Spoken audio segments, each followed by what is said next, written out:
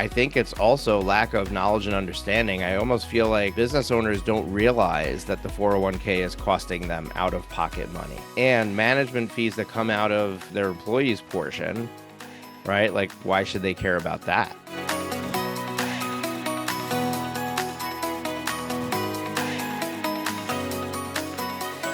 Well, hello and welcome to another amazing guest interview here on the Profit with Law podcast. I'm your host, Moshe Amsel, and today we're going to be talking about 401k plans. So if that's something that you're not interested in, then probably turn us off. But if you're a law firm owner, you want to listen to this conversation, whether you are brand new, have no 401k, don't see any time in the future that you're going to be adding it, or you've been in business for 15, 20 years, you got 100 employees and you've got a massive 401k plan.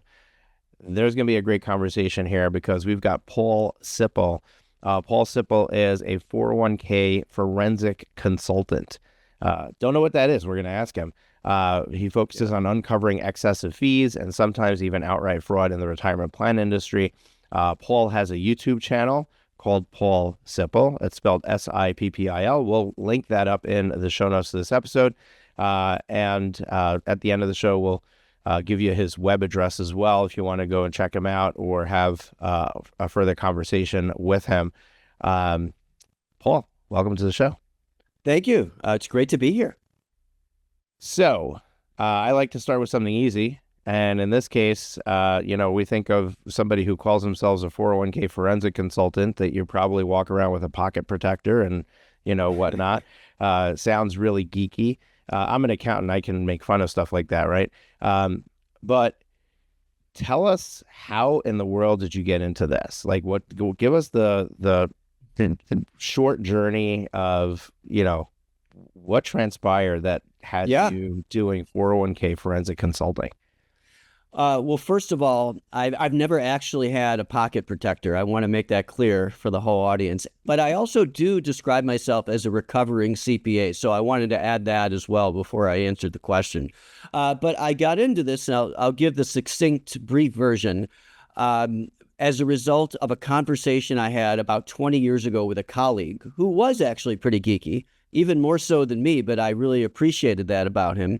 And he told me how you could look up 401k plan tax forms online, which I thought was like the coolest thing in the world. But I didn't really know what to do with that information initially. So a few years later, I started looking into the tax forms more closely, and I started making phone calls to business owners, letting them know about what I saw on the forms, namely situations where the service charges were especially large in proportion to the number of participants. And I thought I'd be a hero immediately.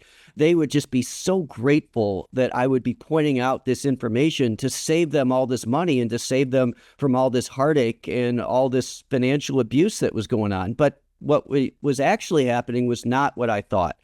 The business owners would tell me, oh, no, I'm not paying anything, and or my relative handles that, my brother-in-law, my friend handles that, or I've been working with an advisor for a long time. He takes care of all that for me.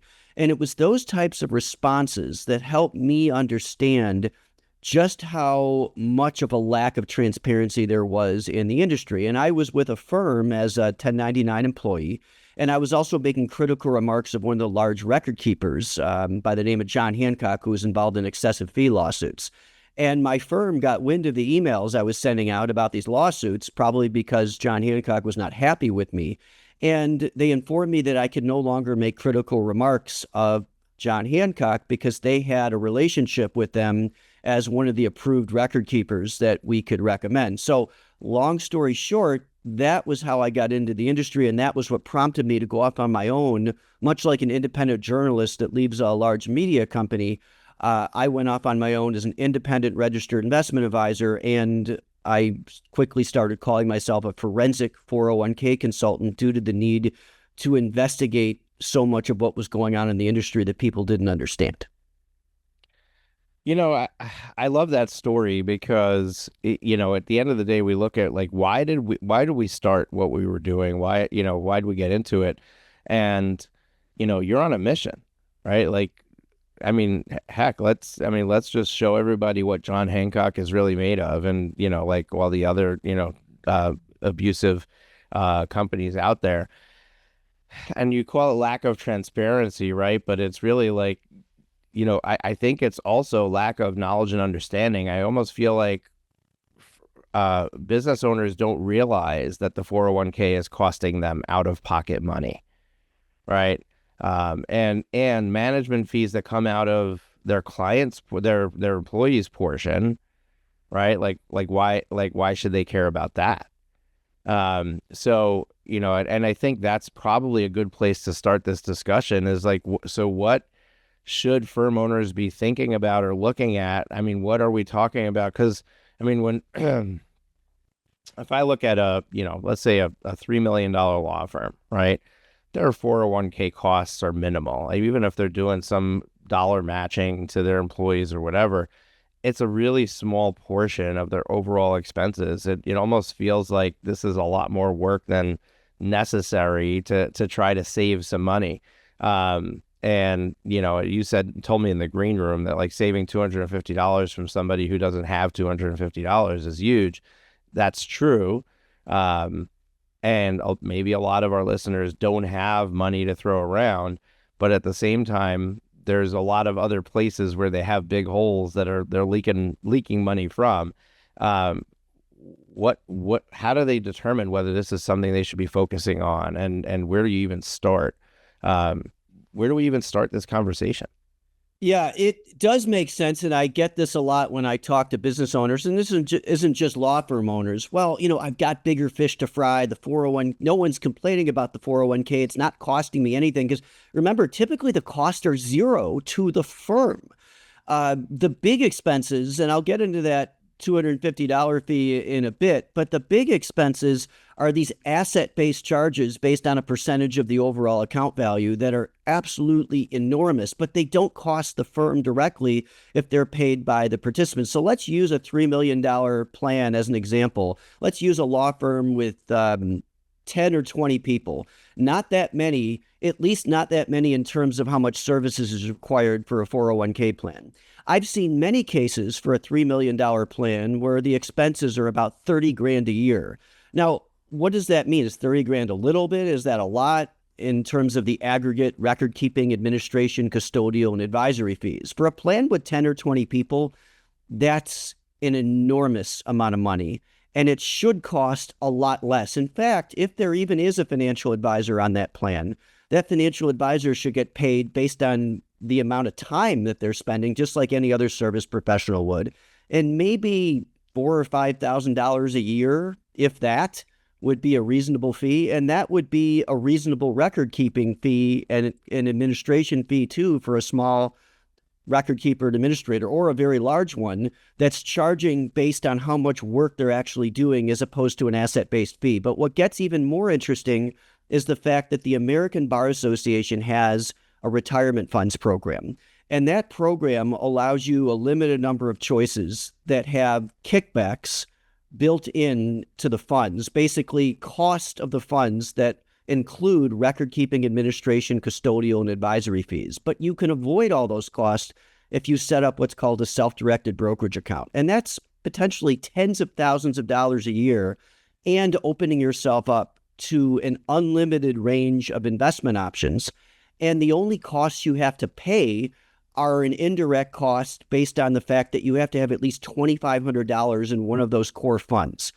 Other than that $2,500, you can invest as much as you want in the brokerage account. There's no annual fee, and there are zero record-keeping, administration, custodial, or advisory fees that you would otherwise have had to pay. So that's how the savings can be significant and come to tens of thousands of dollars per year.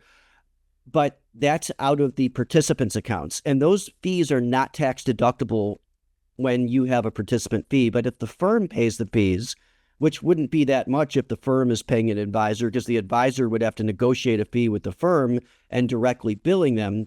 And that fee at the firm level would be tax deductible, which is why you always want as much money as possible paid by the firm and not the participants, especially because, and I'll stop here in a minute, most of the money is paid by the owners, the partners, because they have the largest balances. And those who have the largest balances are paying the largest share of the fees. Now, I mean, that last footnote that you just gave answers part of what my question was going to be, but I'm going to ask it anyway. As an owner, right? And I'm not minimizing how much our listeners care about their employees. Obviously, we care about our employees. We want the best for them, right? But as an owner, when I'm looking at something like this, like a 401k, if my employees are responsible for the fee, I tend to care less about it than if I'm the one paying for it. So even if there's this massive, I don't know what the word is that to use, or whatever, usury fee overcharging happening to my clients, if they're not complaining about it, I'm sorry, my employees, if they're not complaining about it, they're just chugging along, they're happy as can be, and I'm not the one paying for it, I still find it hard to imagine that owners care that much about it. Now, that footnote might be significant, right? Like if I've got $1 million myself under management and I don't need to be paying, then that starts to be significant for me personally, and now I start to care. So I don't even know if it's a question or more of like a statement. Like, I get it, but I'm not sure how many people are going to really care about it. I also want to maybe explain a little bit, like for those who don't really understand what those fees are covering and what's happening here. Those fees are management fees for investment decisions, right? Like it's basically paying somebody to actively manage the money that's in the account, but they're getting a menu of mutual funds. They're choosing something that probably already has its own fees built into it as well, on top of whatever fees that they're charging. And this is just for them selecting the funds. Like what? So yeah, help me understand. Am I understanding this right? Like that's where the discrepancy is. Like they're not really doing anything. And really, we shouldn't be charged for this at all. And we're getting charged a massive amount. Well, yes, there's a lot there, and you made a lot of substantive points, and let me try to address all of them. First of all, they should care about the fees because it's not just one partner, it's often multiple partners. And in so many cases, more than 50% of the balances is the partner's money. So they're getting really hurt by unnecessarily paying out of their personal accounts, which, let me emphasize, it's always good to get a tax deduction. Everybody likes tax deductions. And if you're paying an enormous amount of fees, way more than you otherwise would have paid had you written a check, at least you'd want to get a tax deduction for those fees. But you can't. Even if you could, you wouldn't even know to deduct fees that you don't even see. You can always get a tax deduction like any other business expense. That's number one. Number two is that Ted Benna has echoed these sentiments too. He's the inventor of the 401k, that advisors are getting paid wrongfully as if they're doing an original piece of work, which is just bizarre and inefficient. They need to get back to a fee-for-service model, just like accountants and attorneys, and focus on helping people retire. Also, most of these fund lineups are pretty much the same, and a fifth grader could come up with a menu of funds. And most of them are index funds anyway, which requires basically no oversight and almost no time to help select and monitor these index funds because it's a commoditized process. And I'm a fan of index funds. I think it's very difficult to consistently outperform the market after all the additional fees that active fund managers charge. Sure, sometimes some will be better than others, but again, these are participant-directed accounts that the advisor has no control over. All they do is make funds available and help the employer make funds available, and the employees pick from a menu of 20 funds, and all the advisor does, who's often acting as a broker, is just waiting for people to call them. The broker is the worst, and I have to explain this too, because there's no reason to ever have a broker. The broker can only get kickbacks, known as commissions, that are built into some investments and not others, and cannot even legally provide financial advice. They can only provide what's called investment education. A fee-based fiduciary or registered investment advisor can legally provide advice, but they're often still charging a percentage of assets, even if they don't receive a kickback from certain funds and not others. And I think that's wrong because I think they should get paid a fee for their time because they're not actually managing an account when it's actually the participants who can direct their account. And I'll add one other thing is that Milton Friedman, an economist, I love using this chart. He calls it the 4 ways to spend money. And he has a chart, and I could, have everyone try to visualize it here. It's not that difficult, where you can spend your own money on yourself, your own money on someone else's money on yourself, or someone else's money on someone else. And to your earlier point, the latter, where you're spending someone else's money on someone else, is where you don't economize and you don't seek the highest value. In other words, when the participants are paying, you don't think about it as much and you don't care as much. But you should apply the same level of scrutiny to fees paid by participants legally and ethically as you would if fees were billed to the employer. And I can guarantee you that almost any law firm would never pay fees that were directly billed to them, or at least not to the same degree as the fees that are passed on to the participants that they don't get an invoice for. And it's the only industry I've heard of where there's no actual bill unless it's billed to the employers, but there should still be a bill. Okay, so I want to switch gears for a second, because one of the things you mentioned earlier is having essentially a brokerage account that the employee has for their 401k. Doing something like that, does that not open a risk to employees mismanaging that money and taking some aggressive investments that they wouldn't otherwise have the ability to take, and perhaps losing the money that they're putting in there at a higher clip that maybe that they would if the market just had a downturn?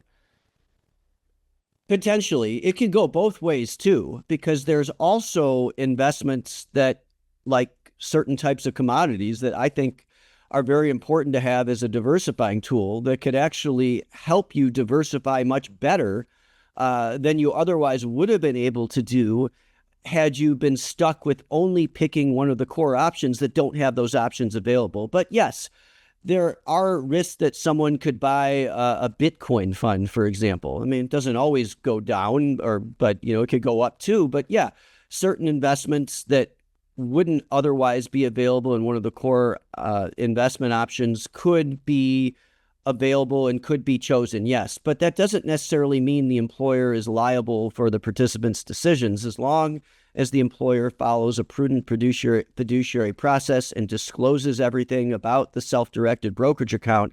That doesn't necessarily mean there's liability. Secondly, most ERISA attorneys, and I've talked to a lot of them, or I haven't talked to any ERISA attorney that would ever touch a plan that's under several $100 million, because the plans well under that are way too small to invite any sort of litigation. Now, that's not to say if you have a small plan, you should just ignore your fiduciary responsibilities, and that you shouldn't follow a prudent process, and that you shouldn't have an investment policy statement that outlines the plan's investment-related decision-making process. But I think that fears about liability can be overblown, especially when a lot of the liability is on the administration side, and there's ways that small businesses can protect themselves from liability on that side as well. Now, what does the way that you do, if you do some sort of matching, right? Like you're contributing money into the plan on behalf of your employees, and typically this is done as a dollar for dollar match up to a certain percentage, or Sure. or some mix up, like 50% match up to a certain percentage. If you're doing some sort of matching like that, is that affected by any of this conversation? Is there anything that's being charged more or less because of that? Is that something that we should be looking at as we're discussing this? Oh, yeah, that's a great point. Absolutely, because when the fees are asset-based, you essentially get penalized for contributing more money into the plan. Now, sure, sometimes at some point, there's a break point where the service providers might reduce their percentage, which gives the business owner the false impression, and I've had these conversations many times, that, oh, my fee went down. And I say, no, your fee didn't go down. It's just a lower percentage on a higher number. They're not actually reducing the fee in absolute dollars. They're just charging you a lower percentage because there's more money in the account. So with regard to a match and just looking at the overall contributions, this is something to look at when I look at publicly available 5,500 forms. And that's how I'm able to see how drastically overcharged participants are, because the tax forms are a matter of public record. There was a law firm I just posted about on LinkedIn where the total fees were not only more than the employer contributions, they were significantly more. Like they completely wiped out the employer contributions, and they were nearly half of the participant contributions. So that's another problem I have with asset-based fees that are not commensurate with the level of services provided, because they essentially penalize you for contributing. And this is why an advisor should never get paid that way, because what if someone needs to pay off credit card debt after they've taken advantage of the match? Maybe paying off 20% interest debt would be a better idea than contributing more money to a plan. Maybe someone doesn't even have 6 months worth of liquid savings. And maybe it's a better idea before you max out. And sure, you should still first take advantage of the match. But what if there isn't one? What if there's just a profit sharing contribution? What if you've already taken advantage of the match? Maybe setting aside money in a liquid savings account to buy a house, to pay regular bills, or to pay off credit card debt would be a more prudent decision. And as an advisor and a math geek, I guess I am a geek at heart, I can calculate how much money I'm losing by telling people to pay off debt versus maxing out their contributions. And this is kind of how the industry operates. And when the employer is paying the fees, let's say it would have been 1% in fees, that's like giving an additional 1% match. An additional 1% in fees for someone who's 35 years old, according to the Department of Labor, a study they've done, with a $25,000 balance over a 30-year period will incur approximately $67,000 in fees over their lifetime, just because of that additional 1% in fees, which comes out to about 28% of their balance. So that's how powerful it is to pay the fees at the employer level and or reduce your participant cost by just 1%. Stuff is wild, especially when you use a case study where their entire contribution is being wiped out, and even half of the employee's contribution. That can make somebody pay attention. How do our listeners look at their own, form, tax form, and determine what they're paying? Or is there, like, you're looking at tax forms because that's what you have access to? Is there a better way for them to understand what they're paying for? Because I think part of this is really lack of, you said it earlier, transparency, right? So there's lack of ability on the owner's part, where, most firm owners are not accountants, they're not math geeks, they're not any of the above, and they don't even know what they're paying. So how do we first determine what that is and figure out if there's even a problem? Yeah, and that's a really interesting question, because we do get statements, and there have been fee disclosure regulations that have been passed, but I hate them, though. I hate these regulations. You'd think I would be in favor of more regulations, but when I talk to people who are aware of the regulations that took place back in 2012, they have a false sense of security, and they tell me, well, I'm not worried about the fees because I know everything has to be disclosed, even though they still don't understand them. And they still never looked. It somehow makes them feel better that everything is quote unquote disclosed. But that doesn't mean anything unless you have context. And even if you were to look at your statements, and not all companies disclose in the same way, and it's not always in a way that's clear. But even if you were to see actual dollar fees disclosed on your personal statements, which most people don't look at, but you can, you wouldn't necessarily have the context to know if this $100 or $200 or $300 charge is reasonable or what it's even for. On my website, paulsippil.com, I have a page that defines what all these services are, that being record keeping, administration, custodial, advisory fees, and a few other types of services. And I think it really helps to understand not only what's reasonable, but what those services are actually for, who the providers are, what they charge, and how they charge. So I think that's really important just to understand in context. So what you can also do, though, I have access to the 5500 forms, which is the tax forms filed with the Department of Labor, but so does everybody else. This is public information on freeerisa.com, freeerisa.com, or efast.dol.gov/5500 search, or just Google DOL 5500 search, and you can type in the name of your own company or any other company or any other law firm for that matter, and you can find their tax forms going all the way back on the DOL's website to 2009. So you can actually see the progression of the increase in fees all the way through 2024, which I think is especially valuable.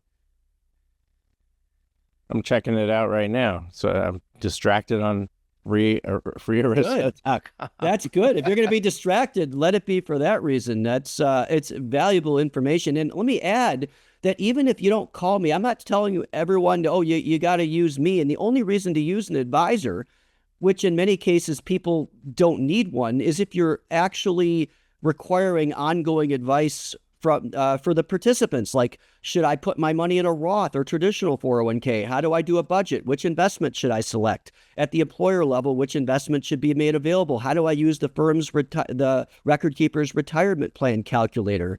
How much risk should I be taking? But in many cases, the advisor, like we said before, gets paid to do absolutely nothing. And you can negotiate without my help by simply asking for a reduction. Let's use Principal or John Hancock as an example in the record keeping and administration fee percentage. There's no analysis. You literally just call them and ask for a reduction, and you can eliminate completely the advisory fees because the record keeper simply facilitates a payment to the advisor. They don't actually pay the advisor with their money. They're just facilitating a transaction with all the participants' money. Or you could just reduce the advisory fees simply by contacting the record keeper and asking them to process a lower payment. So there's so much you can do without even changing providers or hiring another financial advisor and save thousands of dollars just from listening to this interview and not even having to contact me if you don't want to. I love that. I love actionable advice that can save you money right now. But I think it's important for us to put into context the different roles of the people, because you're calling them record keeper and advisor. Yeah, but I should explain. but I think that most of our listeners probably don't understand the difference. So, can you give us some context as to who's who Yes. in the landscape of 401k? And how do, like, a lot of our listeners probably have like one place they're going to, and they're acting as both the record keeper and That's the right. advisor. Yes. And so let's just give some color around there. Yeah, absolutely. Thank you for your question. It's very easy to use industry lingo and assume everyone knows it without explaining it. So I'll explain now. The advisor could be either what I explained as a registered investment advisor that does not get any commissions, or a broker who does get paid through commissions that are based on a percentage of overall plan assets. And those fees, like any other service provider fees, can be paid either by the employer or the participants, unless it's a broker, in which case they can only get paid through the funds by the participants. The administrator can be the same party as a record keeper, but the function is different. Administration is simply the preparation of the tax form known as Form 5500, and the discrimination testing, the conducting of this testing. And what that means is that certain highly compensated employees, which are defined as employees earning above a certain amount of money, cannot contribute disproportionately versus the non-highly compensated employees. Otherwise, they'll get a redemption check at the end of the year. And if you don't pass your test, you'll either get that check or you'll have to do what's called a safe harbor match or safe harbor 401k plan, where you have to give a certain amount of money to all participants to ensure that these tests are passed, which will allow for the highly compensated employees to what's called max out their contributions, meaning to contribute up to the maximum that the IRS allows. The record keeper, and examples of record keepers are like Fidelity or John Hancock. They could be both record keepers and administrators, but the record keeping function is an 800 number for the plan sponsor, the owner, and the participants. It's a website. It's the party that keeps track of all the participant balances. It's the one that takes the contributions, that has an interface with the payroll company where the contributions are remitted when you select a dollar amount or percentage. And that 800 number can be for the participants who have questions about how to use the website or the retirement calculator, and or the plan sponsor, the business owner that needs help also using the website and remitting contributions and submitting forms and downloading forms and filings. And then there's a custodian like Fidelity or Charles Schwab that simply takes possession of the money. Sometimes they're all different parties, and sometimes they are the same party. But ideally, the record-keeping, administration, and advisory fee, the custodial is usually a very small percentage, really shouldn't be based on the total assets unless it's, again, a really low percentage, because the services provided, in my opinion, should always be commensurate with the fees that are being charged. And as the assets go up, because the service providers don't have to provide additional services in return, it's not necessarily fair for them to receive additional compensation other than maybe like a certain inflation clause, because we do have to keep up with inflation as service providers. Yeah, I think that you're absolutely correct in how you explain that, but and you don't need me to give you the kudos, right? But I think that it might make more sense if it was just a per participant fee, right? Like how many participants do you have? And then we have this multiplier based on that, because that's what causes more work to happen, is supporting more people, having more accounts in the system, stuff like that. So there are, educational sessions that the provider does for employees in some organizations, where they basically teach them what a 401k is and how to understand which choices to make as far as which mutual funds they're going to select. Which one of those hats is the one doing that? That's the job of the advisor. And basically, the advisor's job is providing ongoing advice to the participants. If they're using that advice regularly, there's nothing wrong with the advisor getting paid a decent fee, even if it's a high fixed fee. I mean, there's nothing wrong with getting paid in a way that's commensurate with your time.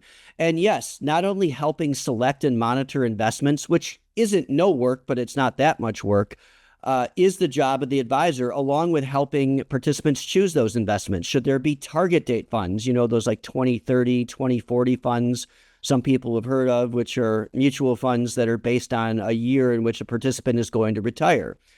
Advisor can help evaluate those funds, or like I do, they can do something more customized and create risk-based models ranging from conservative to moderate to aggressive, and maybe include some alternative investments within those models, so that the participants can be properly diversified, and the advisor has to do some research when creating those models. That's the job of the advisor. You can call Fidelity and ask how to use the website and maybe ask them to share more information about the funds, but they don't actually provide you with investment advice. They can only provide you with knowledge about how to use the tools on their website that can tell you how to figure out how much to save, but it's really up to the advisor to tell participants what to do. However, the broker is more limited because they're not able to truly give advice, because they're getting a kickback from a third party, namely the mutual funds, whereas the registered investment advisor does not receive any compensation from a third party.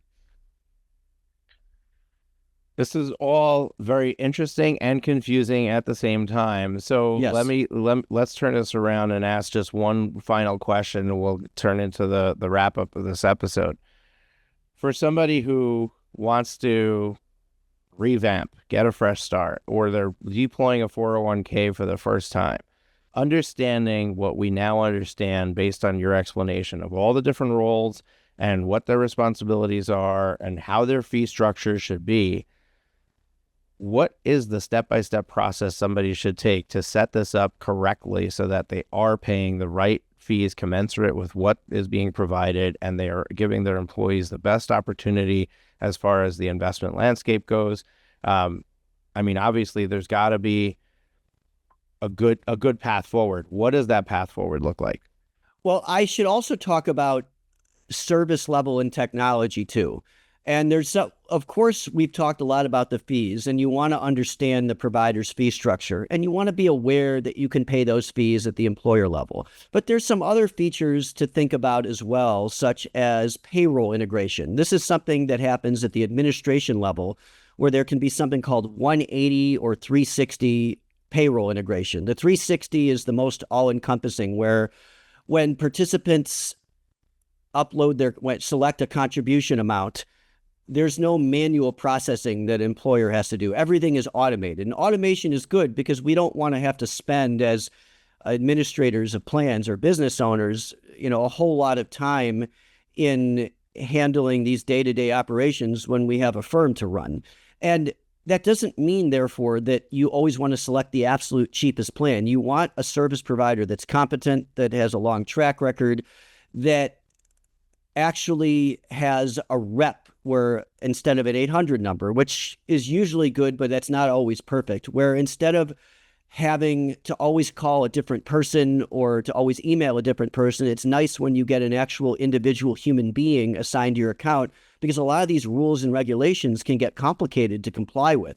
And you want not only quick responses, but responses that are concise and clear so you're not confused. Some of these large providers have an individual human being assigned to you, but they'll still pass you off to another department to answer a lot of those questions. So you always want to think not just about fees, but in terms of the service level, the technology, just to make sure you have as much automation as possible, and the fund selection. Now, for the most part, most funds are available through most providers, but sometimes providers like Fidelity have some of their own proprietary funds. Well, they'll give you a discount if you have some of their own funds available. That's not always inherently bad, but sometimes you're restricted as to having more of a company's proprietary funds offered in the lineup than you want, like American funds, where you have to have a certain percentage of the fund offering as American funds, regardless of which platform that you have. And if you type in Paul Sippil American funds into YouTube, I have a whole video explaining that. So in summary, it's cost, it's services, it's technology, and it's fund selection. And for most small law firms, if you're a smaller law firm, I think you can default by selecting the American Bar Association Retirement Funds Program and selecting that brokerage account, because it's administered by Voya, who's a pretty good service provider in terms of technology, if nothing else. And you can avoid all the costs that are built into the core funds that are essentially subsidized by all the other participants that are selecting those core funds. Awesome. I appreciate all of the color and explanation around 401ks and all the different roles and responsibilities in that process. It's extremely confusing for me as an accountant, let alone for business owners who are listening to this episode. So really appreciate you guys sticking through it and hearing everything that Paul had to share, because there's a lot to unpack here. We only have the 30, 40 minutes that we spent together to do that here for you on the podcast. But obviously, if you have additional questions, you want some more explanation, I'm sure that Paul would be happy to speak with you and help you to figure that out. And obviously, he's not here out of the goodness of his heart. Maybe he is, but he also has a business to run, wants to get clients. So if you connected with him, definitely, check out his stuff. See if it's, if this is, somebody who's going to help you, solve this problem. And I'm a big fan of who, not how, right? Like, I think you need to be educated, but at the same time, going down the rabbit hole of freearista.com and checking out your tax forms and trying to figure out the fees you're paying, I'm perfectly okay with just picking up the phone and calling Paul. So Great. Yeah. Paul has a YouTube channel he shared with me. It's Paul Sippil is the name of the channel, and then his website, paulsippil.com. Paul, as we wrap up this show, any parting piece of advice or wisdom you want to share with our listeners? And if I didn't already share it, any next steps that you want them to take as far as connecting with you? Oh, well, I'll just say, don't be afraid to ask questions. And just because you're with a big name or nobody's complaining about the 401k plan doesn't mean that everything's fine and that you're all taken care of. And anyone wants to reach out to me, it's very easy to connect with me on my website, paulsippil.com. And as complicated as that sounds, there's a lot of information on my site that explains a lot of what I said. Awesome. Folks, we're here every single Thursday with another amazing guest interview. Appreciate you being here with us today and listening to this conversation. If you want to learn more about how you can unlock a lot more profitability in your firm, that's what we do here at Profit with Law. We help you to scale and grow with profit in mind. We believe that you can be somewhere between 30 and 40% profit margin easily. If that's not where you're living right now, then that's a conversation we want to have. So go to profitwithlaw.com/strategy session, profitwithlaw.com/strategy session. Talk to one of my teammates.